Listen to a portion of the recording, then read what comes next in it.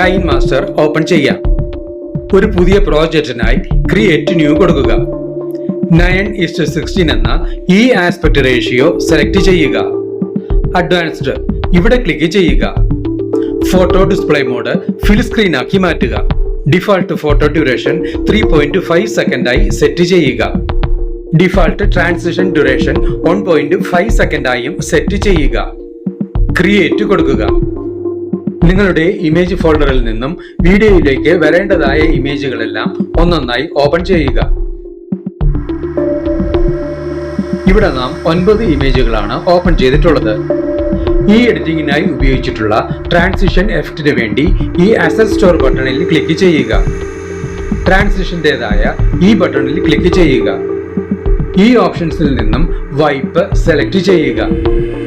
ഇവയിൽ നിന്നും geometric wipe select ചെയ്യുക. ഡൗൺലോഡ് കൊടുക്കുക.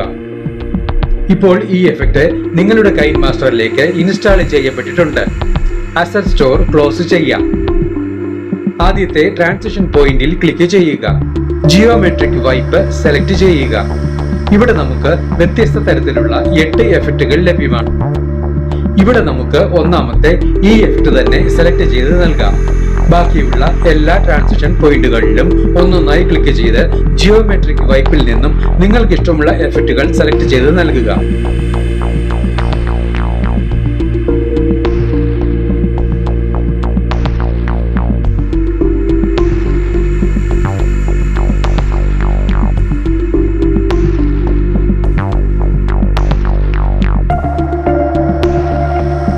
ഇവിടെ എല്ലാ ട്രാൻസിഷൻ പോയിന്റുകളിലേക്കും വേണ്ട എഫക്റ്റുകളും നൽകി കഴിഞ്ഞിട്ടുണ്ട്. ഈ പ്രോജക്റ്റ് എക്സ്പോർട്ട് ചെയ്യുന്നതിനായി ഇവിടെ ക്ലിക്ക് ചെയ്യുക.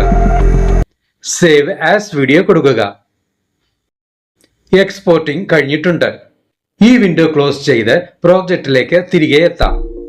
ലെയർ ഓപ്ഷനിൽ ക്ലിക്ക് ചെയ്ത് എഫക്റ്റ് സെലക്ട് ചെയ്യുക.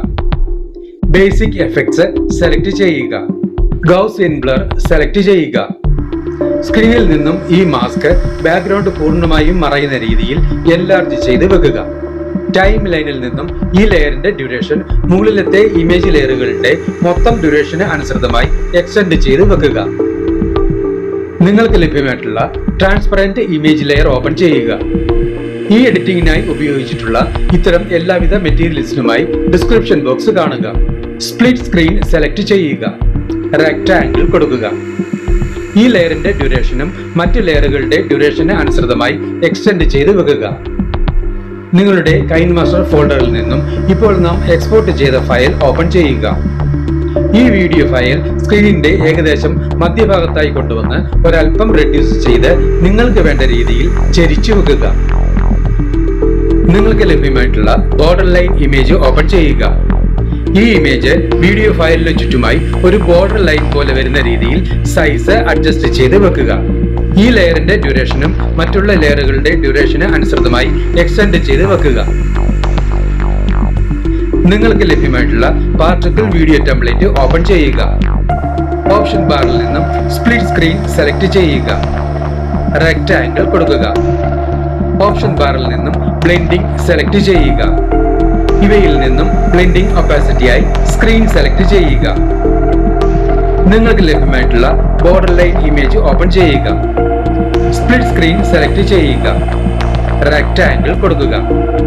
ഈ ലെയറിന്റെ ഡ്യൂറേഷനും മുകളിലത്തെ ലെയറുകളുടെ ഡ്യൂറേഷന് സമമായി എക്സ്റ്റെൻഡ് ചെയ്ത് വെക്കുക. ഈ ഓഡിയോ ഓപ്ഷനിൽ ക്ലിക്ക് ചെയ്ത് വീഡിയോയ്ക്ക് അനുയോജ്യമായ ഒരു ബാക്ക്ഗ്രൗണ്ട് മ്യൂസിക് സെലക്ട് ചെയ്യുക. ഇവിടെ നമുക്ക് ഈ മ്യൂസിക് സെലക്ട് ചെയ്യാം. ഈ പ്ലസ് സിംബലിൽ ക്ലിക്ക് ചെയ്ത് സെലക്ട് ചെയ്ത മ്യൂസിക് ടൈം ലൈനിലേക്ക് ആഡ് ചെയ്യുക. ടൈം ലൈനിലുള്ള എല്ലാ ലെയറുകളുടെയും ഡ്യൂറേഷൻ ഒരുപോലെ തന്നെ ആയിരിക്കുവാൻ ശ്രദ്ധിക്കുക. ടൈം ലൈനിന് മുന്നിലെത്തി വീഡിയോ പ്ലേ ചെയ്ത് നോക്കി ആവശ്യമെങ്കിൽ വേണ്ട മാറ്റങ്ങൾ വരുത്തുക.